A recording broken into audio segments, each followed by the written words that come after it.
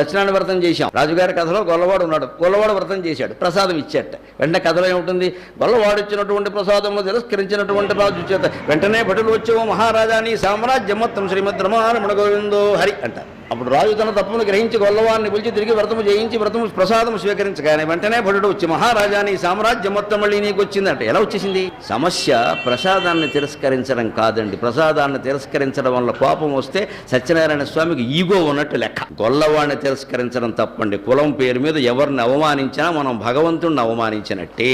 నువ్వు రాజు అయితే నువ్వే చేస్తావా? గొల్లవాడు చేయకూడదు వ్రతం. దేవుడు ప్రసాదం ఎవరిచ్చినా ఒకటేనండి, ఎందుకు కాదనాలి? గొల్లవాడు కాబట్టి తిరస్కరించాడు అతను, ప్రసాదం కాబట్టి కాదు. అది కులధిక్కారం తప్పు. మన సాహిత్యం అంత గొప్పది, మన వ్రత కథలు అంత గొప్పవి. ఏ కులాన్ని అవమానించవద్దు. అందుకే సత్యనారాయణ వ్రతం కథ చూడండి మీరు. బ్రాహ్మణుడు వ్రతం చేస్తారు, కట్టెలు కొట్టేవాడు వ్రతం చేస్తాడు, గొల్లవాడు చేస్తాడు, రాజు చేస్తాడు, వైశ్యులు చేస్తారు, అన్ని రకాల వాళ్ళు చేశారు. ఇన్ని రకాల వాళ్ళ కుల కథలు ఎందుకు పెట్టారు? అందరూ కలిసి చేసుకోవడం చెప్పడం.